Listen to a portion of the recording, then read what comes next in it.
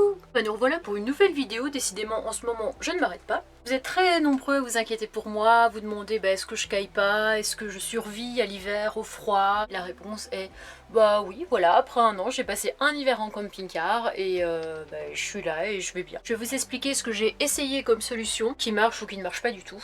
Je vais vous parler de l'organisation de l'année dernière, donc comment j'ai passé l'hiver. Et voilà, bon j'espère que ça vous plaira. Si vous avez des questions, n'hésitez pas. Et surtout, abonne-toi si la vidéo te plaît, si cette cagoule te plaît. Et puis laisse un petit pouce bleu, enfin laisse ce que tu veux quoi. Allez, bonne vidéo. Je suis en train de me dire que j'ai déjà fait des séquences vachement gênantes. Mais à ce point-là, le coup de la cagoule, franchement...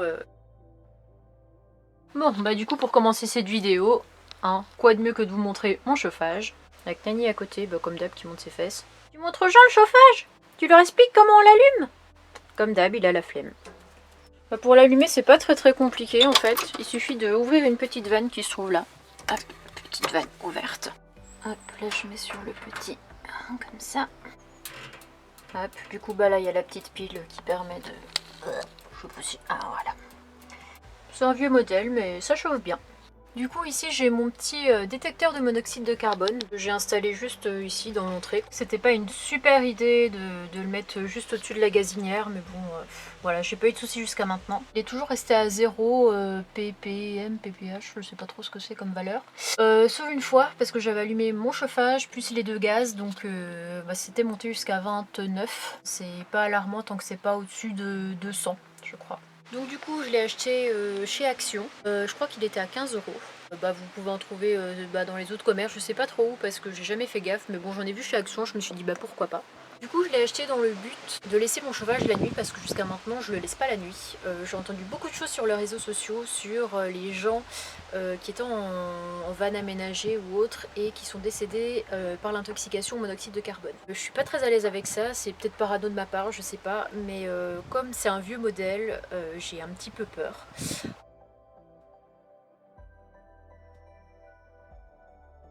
Ouf, avec quoi je dors? Je dors avec mon petit plaid, ma petite couverture.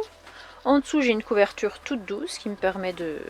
voilà, c'est doux et c'est chaud, donc c'est agréable. Puis que vois-je? Ma bouillotte. Ça c'est le Saint Graal ça. Je ne sais pas ce que je ferais sans ça. Les gens aiment bien se moquer de moi en disant « Oh, tu mets une bouillotte comme les petits vieux !» Mais franchement, qu'est-ce que c'est agréable et qu'est-ce que c'est la vie.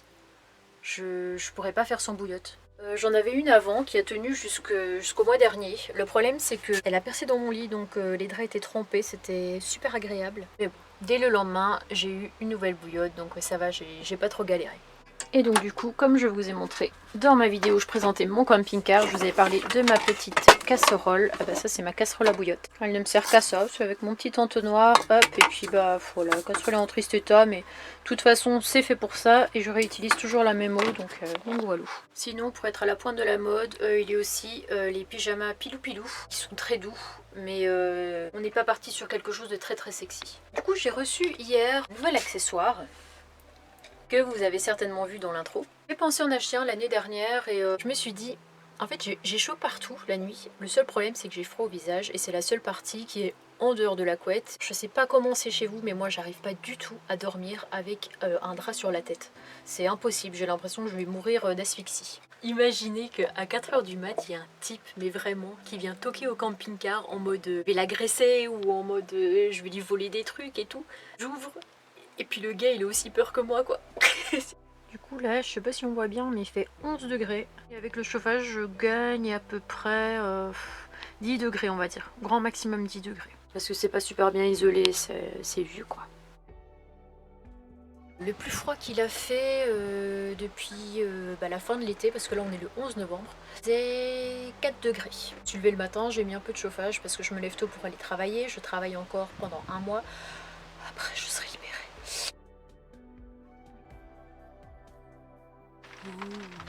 Là j'ai actuellement l'eau de ma bouillotte qui est en train de chauffer. Et mon petit chauffage qui est allumé. Et Nani qui exerce sa passion numéro 1.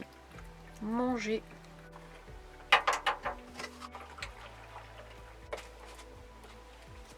Puis je mets ma petite bouillotte là en dessous.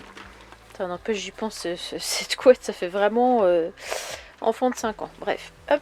J'ai éteint mon petit chauffage. Du coup, je vais mettre ma petite cagoule de gangster juste à côté. Il y en a un qui a fini de manger, qui a bien mangé. Visiblement, on fait sa petite toilette. Ça, c'est un autre élément qui me tient bien chaud. Bouillotte naturelle.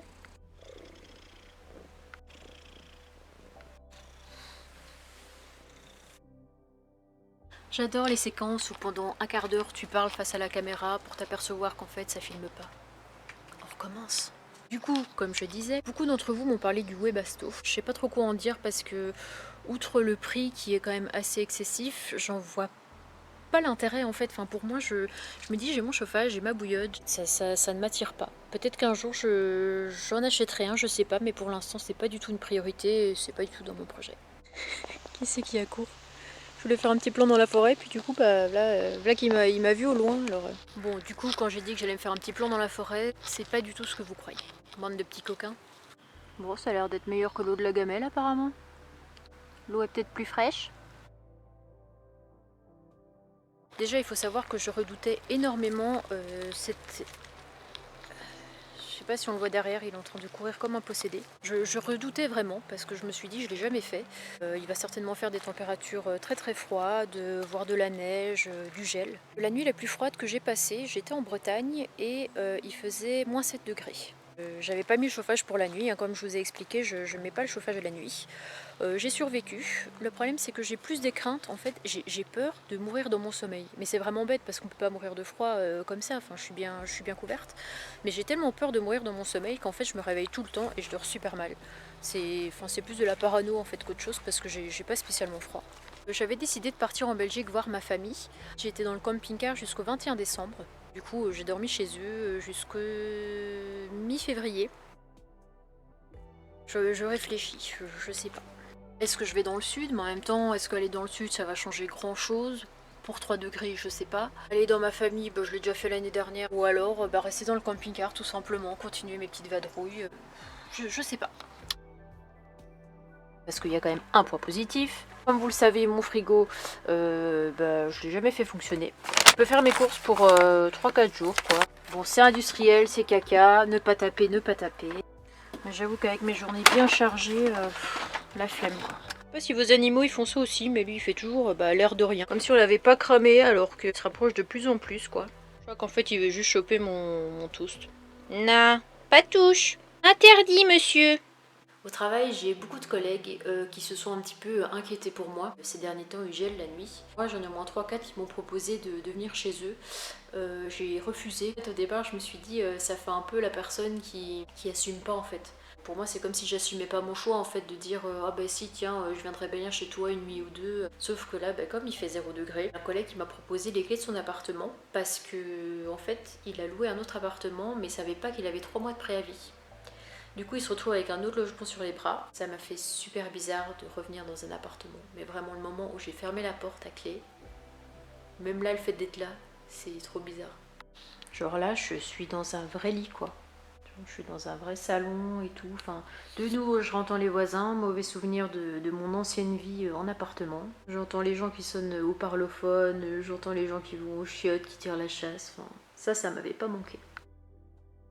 Je sais pas si vous avez eu ça, mais moi j'ai eu un chèque énergie, c'est la première année que je reçois ça. Un chèque de 63 € que je pouvais utiliser pour du mazout, soit mes factures d'électricité, enfin je pouvais en faire un peu ce que je voulais tant que c'était en rapport avec l'énergie. Je me suis dit bah ça me sert à rien, j'ai plus de logement donc j'étais prête à le mettre à la poubelle et on m'a dit sur ma page Facebook que je pouvais l'utiliser pour des bouteilles de gaz.